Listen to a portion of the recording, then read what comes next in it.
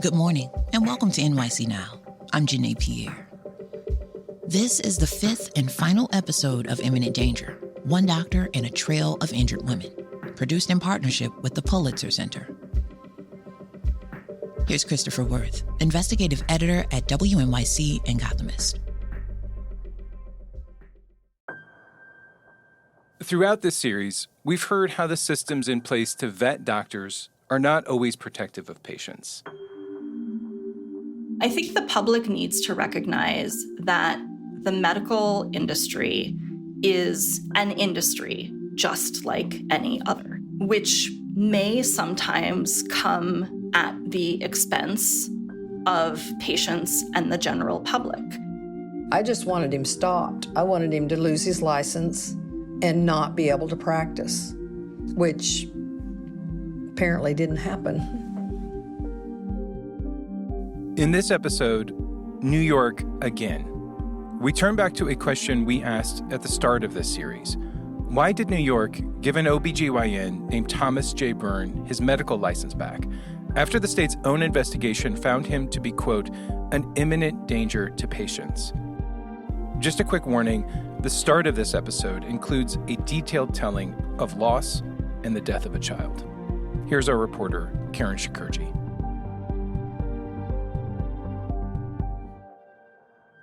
In our last episode, I want to tell you about some findings, discoveries, really, that we've made along the way that may help explain how Byrne has managed to continue practicing all of these years. But first, there's a guy I went to go see last summer, John Henry's. I visited him at his home in Penn Yan, which is a village that's right at the top of one of the Finger Lakes in upstate New York. Okay, Penn Yan. Who I think really helped me see why New York giving Dr. Byrne his license back was such a big deal. Hi, I'm Karen, just looking for John. Dr. Byrne delivered John's son, Matthew Henry's, back in 1989. I sat down with John at his kitchen table and we talked for hours. I tried to do research on Dr. Byrne. Really can't find nothing on him. He's like a ghost. He disappears and then pops up. He explained to me that his life kind of started to unravel after what happened to Matthew. I went down a long, hard road. And it, a lot of it was not good. I just didn't know how to process. I pushed people out of my life. I pushed my parents out of my life. I didn't, it was just like you take a snowball at the top of a mountain and let it roll down, and it gets bigger and bigger and bigger and bigger.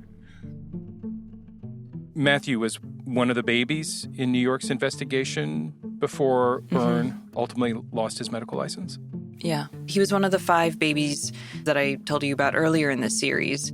So you were saying this before. Why had I reached out to you out of the blue for something that happened so many years ago? Dr. Byrne applied to get his license restored in New York State in 2010. It sounds like you didn't know that. No. So his license was restored and he moved back to New York and started working at 2 hospitals in New York City as an OBGYN.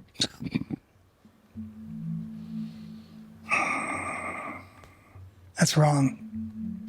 Because I was lied to. I think everybody that was involved in that case was lied to.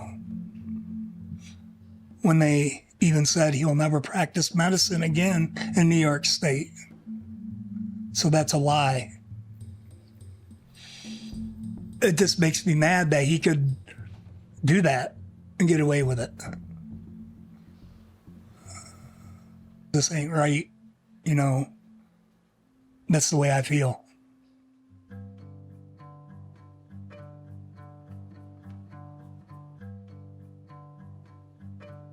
Many of the people that I've spoken with from Byrne's time in upstate New York have reacted like this, something like this.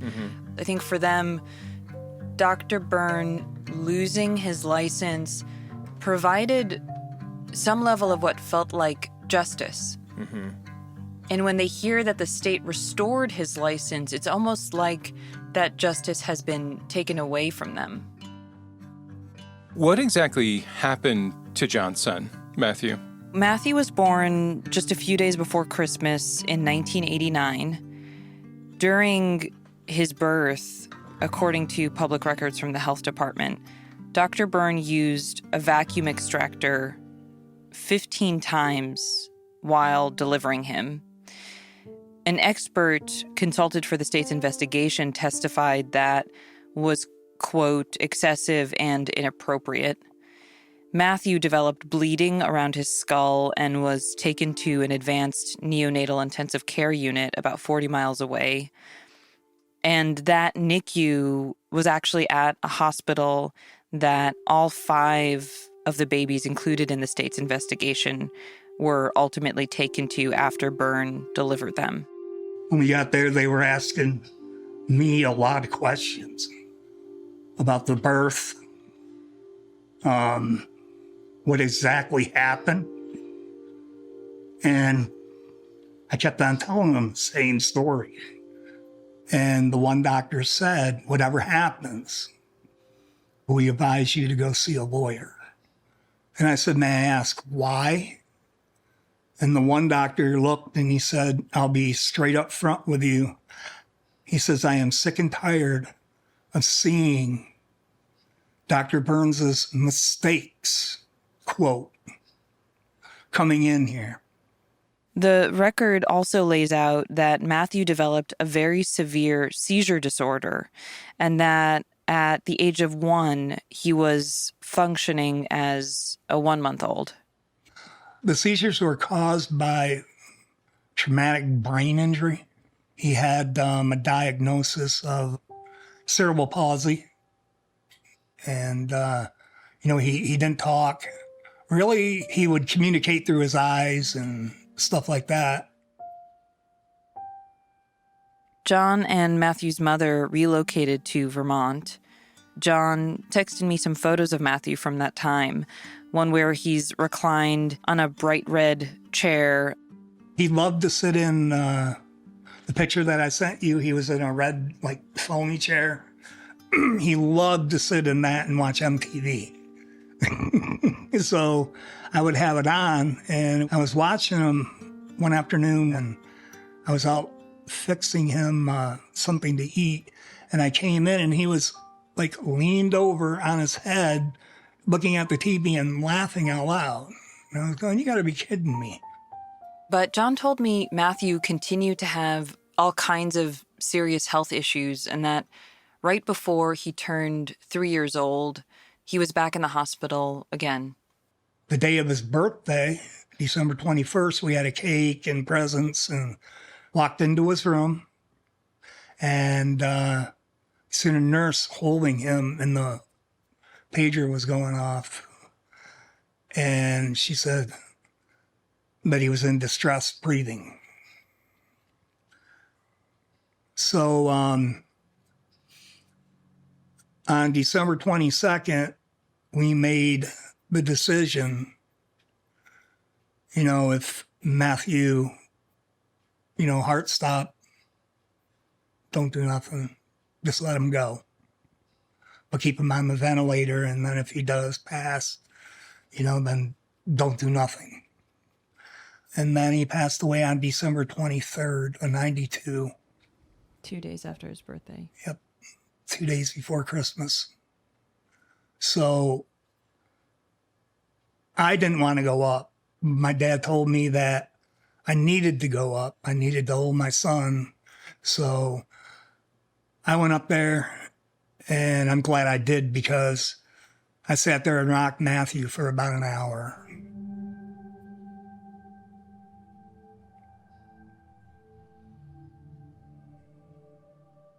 John told me that after Matthew died, his relationship with his wife at the time really suffered. And she asked me why I keep going to the cemetery. And, I couldn't even tell her why. It just felt like I was abandoning him up there, that he was there all alone, and just crazy. I mean, just the thoughts. I mean, after my divorce, I went down the wrong road. It took me to some places that I didn't want to be. So now, 30 years later, sure, let's give you your license back. When are they going to say enough's enough? Or don't they ever say that? It's wrong. Totally wrong. John died 4 months after I went to go speak with him. He told me that day that he hoped to one day get a law passed called Matthew's Law that would make it impossible for doctors who've been found guilty of negligence to practice medicine again. Coming up, we take a close look at Byrne's applications for medical licenses in other states and what we know about New York's decision to restore his license here. In New York State, the Education Department and the Health Department protect our citizens. There were so many red flags that the state should have been aware of and should have investigated and should have denied this man his license to come back into New York.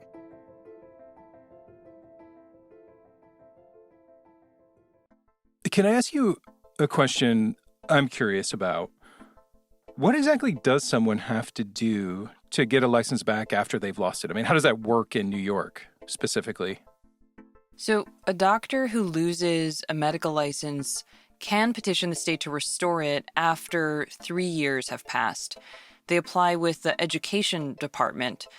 Most states have one entity that both investigates doctors and licenses them.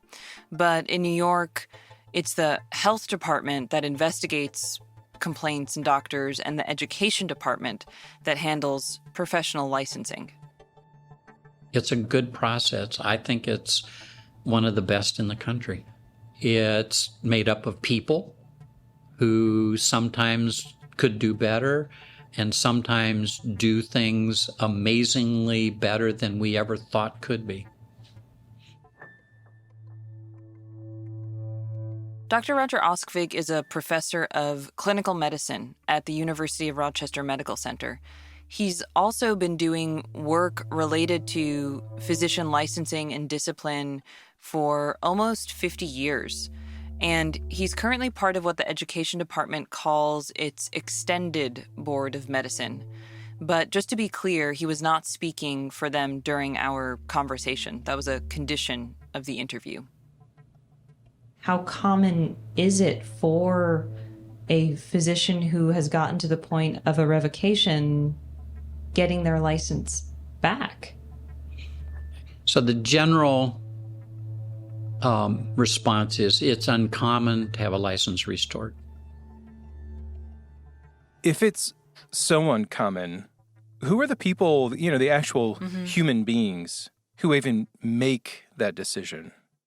There's a group of people called the Board of Regents. They're 17 people that the state legislature elects. Mm-hmm. The regents ultimately hold the decision-making power on whether to grant or deny a petition. Okay. But there are several committees that review a doctor's application before it gets to them. And it's a very involved process. Officials at the Education Department told me that, among other things, 5 people have to submit affidavits on the applicant's behalf. 3 of those 5 people have to be doctors. The department also gathers information it finds relevant about the doctor for the committees to review. So from the time the license was revoked, what has the applicant been doing? It's the burden of the applicant to prove. You had some reason to lose your license. Demonstrate to us how that could never happen again. And the documents you were able to get your hands on, what do those show about how Byrne went about demonstrating that? Yeah, what I got through a public records request is a 20-page document that summarizes Byrne's application and conversations he had with various committees, and it lays out on what basis the education department decided to restore his license. I did also ask for his full application, but the education department told me that restoration applications are not part of the public documents that are subject to Freedom of Information law. And the first thing I noticed is that it seems the issues Byrne had in Oklahoma and New Mexico after losing his license in New York, everything I've laid out over previous episodes, is just not referenced or even hinted at. The restoration record says, quote, "When asked why the members of the New York State Board for Medicine and other committee members should grant him the reinstatement of his license after all these years, the applicant responded by saying, quote, I am a knowledgeable physician who specializes in a high-risk field, and since 1992, I have practiced medicine in other states with a valid license without incident." What do you make of that, without incident, quote unquote? I've thought about the use of the word incident a lot. He wasn't disciplined by any medical board, as far as I know, in the intervening years. That's accurate.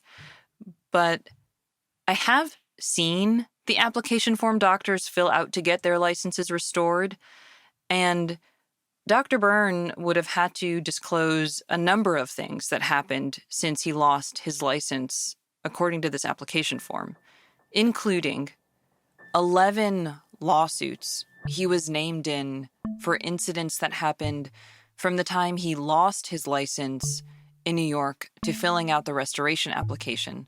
There were 3 more lawsuits filed against him after he submitted the application, but before New York made its decision to restore his license.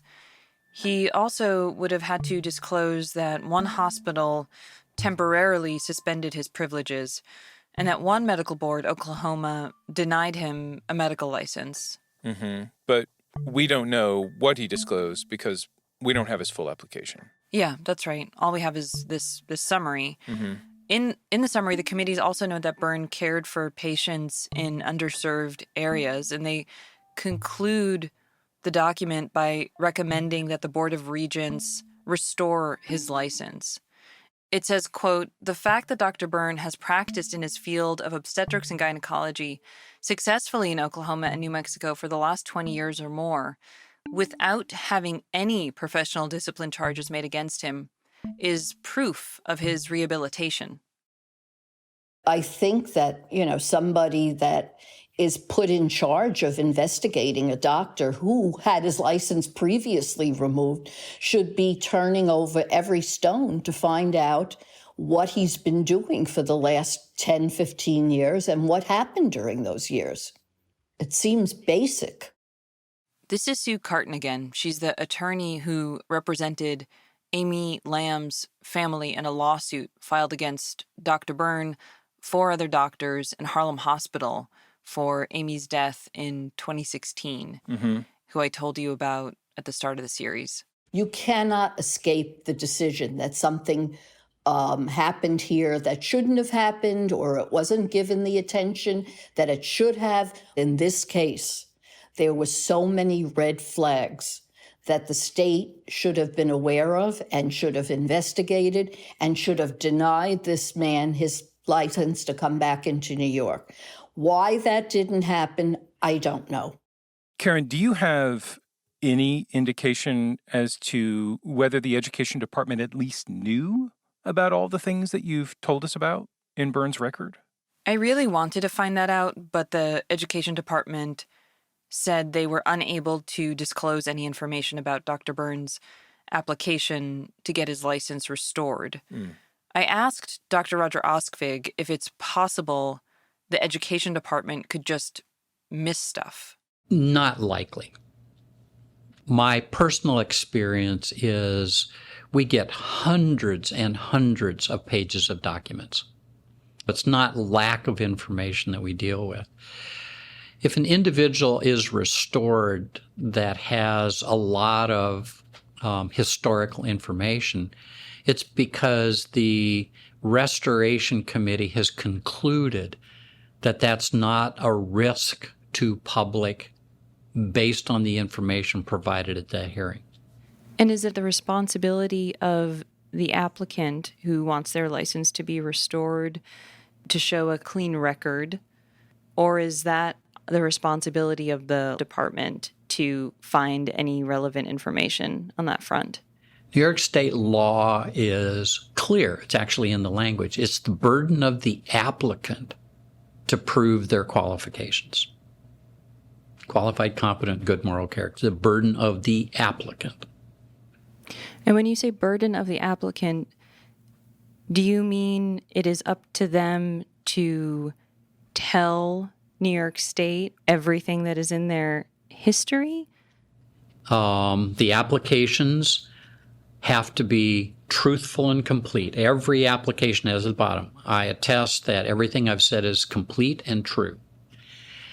New York State, like all 70 jurisdictions I know of, say if I have intentionally not put something in my application, it can be inferred that this is application fraud, the penalty for which is no license or no membership on the medical staff.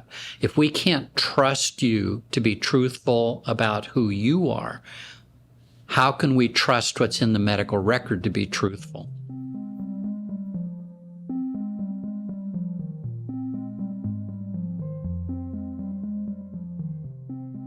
I was really stuck on these questions. What doctors have to disclose and what happens if they don't?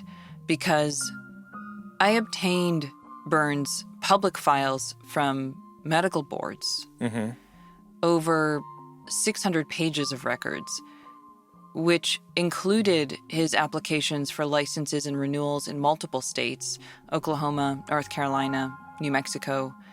And we did a deep analysis by comparing them with public court records and New York State's own investigation into Byrne from the 90s. And what we found is that since 1983, Byrne has made statements that appear to be inaccurate 16 times. What do you mean specifically by inaccurate? Well, most are statements where responses to questions are just not true. Many were instances where Byrne was asked to disclose malpractice lawsuits or payments or suspension of hospital privileges that had happened since the last time he'd renewed a license. And he didn't disclose that information, even though records show he had been sued or he had made payments or he did have his privileges suspended, as was the case at a hospital in Oklahoma.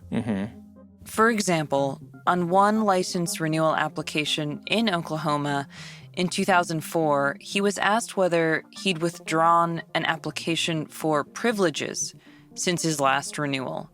Byrne answered no, but I obtained a letter from an attorney who'd written to a hospital on Byrne's behalf about 5 months earlier, requesting that Byrne's application for privileges be withdrawn. But then there are also times where Byrne's application misrepresents details about specific patient cases that don't match up with New York State's findings. How so? In an application to have his license reinstated in North Carolina actually had taken away his license after he lost the license in New York originally. There's a description of what happened to Matthew, John's son, that omits what seem like key details. So, for example, Byrne states that Matthew's delivery was vacuum extraction assisted, but does not note what New York State found, that the vacuum extractor was used excessively in a way that caused or contributed to Matthew's injuries at birth. He also says that a CT scan that was done was, quote, normal. But didn't you say that the state's investigation found Matthew had bleeding around his skull? Yes, and actually, Byrne also misstates the reasons why his New York medical license was revoked in the first place. He states that, quote, New York revoked my license in 1991 for their words, fraudulently applying for a license after reviewing my application for licensing 6 years earlier. But, as I've noted, according to public records from New York State's Health Department, he was also found guilty of gross negligence, gross incompetence, negligence on more than one occasion, incompetence on more than one occasion, and practicing the profession fraudulently.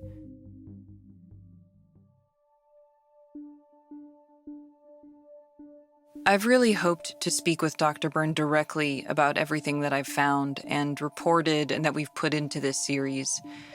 We haven't taken it lightly that I haven't been able to include his response to any of this. Yeah. We've made several attempts to reach Dr. Byrne. Okay.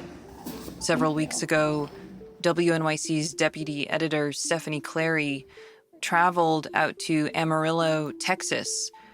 Byrne practices there as an OBGYN at a clinic affiliated with Texas Tech University Health Sciences Center. For Dr. Miss Byrne, do you know if he's in there? But a police officer asked her to leave. I would appreciate if you guys go ahead and leave. Okay, we're outside of Texas Tech Physicians where Dr. Byrne works. We found out that he was inside the building, but he did not want to see us. And we tried to wait around for him, but we did deliver him another copy of the list of questions we've been trying to get to him, so hopefully he has that now.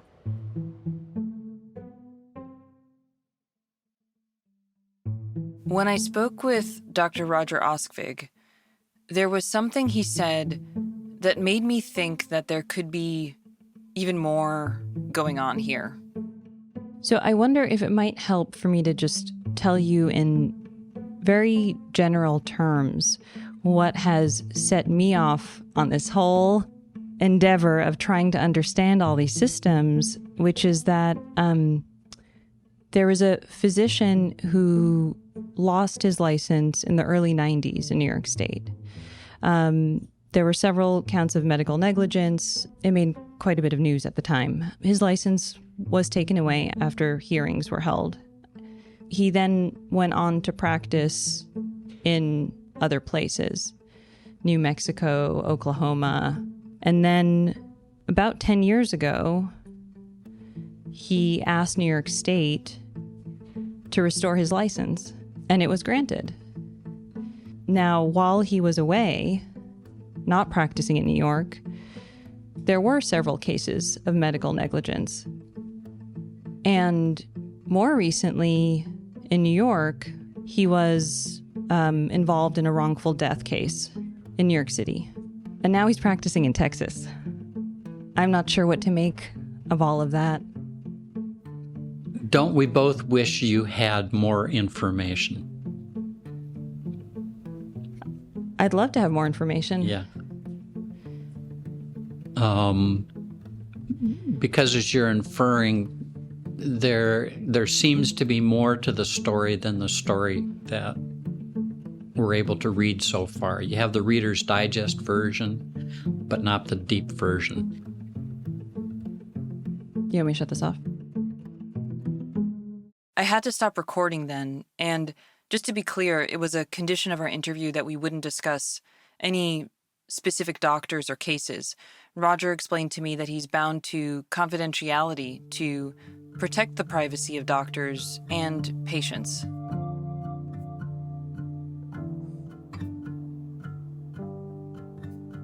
What was he referring to exactly by the deep version? I mean, he certainly seemed to be hinting that he knew more than he was willing to tell. Yeah, I've spent a lot of time trying to figure out what he may have been talking about. And while I have spoken with people who have knowledge about Dr. Byrne, there's a lot of people, specifically other doctors, who did not want to talk with me on the record. What I do know at this point is that it's hard to imagine that the state didn't at least have some hint that concerns were raised about Byrne's practice since his New York license was revoked. I don't know what he gave to the state. I remember there was some glowing letters about him that were submitted by people that worked with him. And that's part of the problem, too. It's like, I handled police brutality cases, and we call that the blue wall of silence. Well, here's the same thing. Basically, doctors covering for doctors. You mentioned there was another malpractice case while Byrne was at Harlem Hospital where Amy Lam died. Mm-hmm. Tell us about that.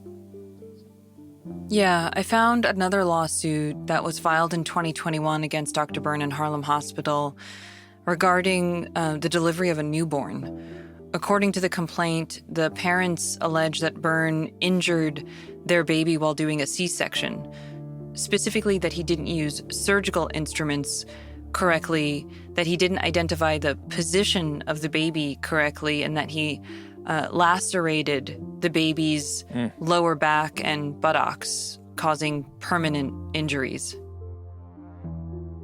The lawsuit is still unfolding in court, so we don't know the outcome of it yet, and I haven't been able to interview anyone involved in the case.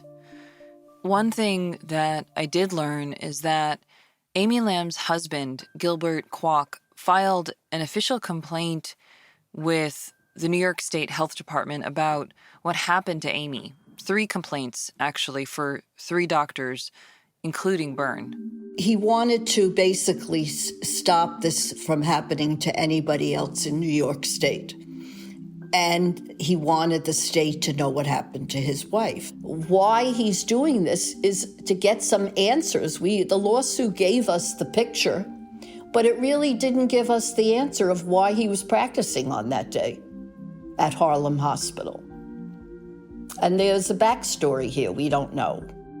Those complaints are now with the Office of Professional Medical Conduct, which is responsible for investigating doctors in New York. There is no closure here.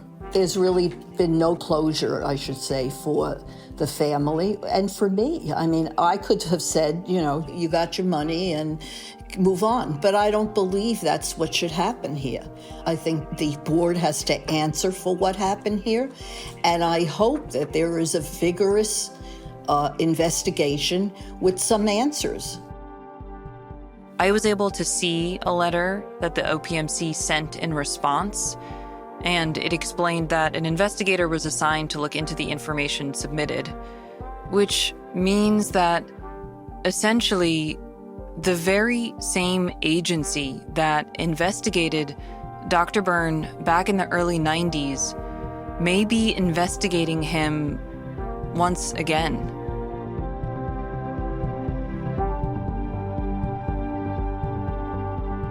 Imminent Danger, One Doctor and a Trail of Injured Women was reported by Karen Shakurji and edited by me, Christopher Worth. It was produced in partnership with the Pulitzer Center. Our executive producer is Ave Carrillo. We had additional editing by Sikan Akpan, Stephanie Clary, and Sean Bowditch. Thanks to our researcher and fact-checker, Ethan Corey, and to Jacqueline Jeffrey Walensky for their detailed reporting in this episode. Gina Vosti and Wayne Schulmeister were our sound engineers on this episode. Jared Paul wrote our theme music. Lauren Cooperman is our legal counsel. We had additional reporting and producing from Owen Agnew and Catherine Roberts. A special thanks to Meryl Agish, Julia Barton, Amber Bruce, Rob Christensen, John Durkee, Maura Ewing, Dr. Benedict Landron, Sarah Lamman, Mackie Stapleton, Marshall Allen, and the 2015 Investigative Health Reporting class at the Craig Newmark Graduate School of Journalism at CUNY. Thanks for listening. We've reached the end of Imminent Danger, but more in-depth reporting will be appearing Saturdays on our feed. I'm Janae Pierre, and we'll be back with the local news and headlines first thing Monday morning. Until then, Have a great weekend.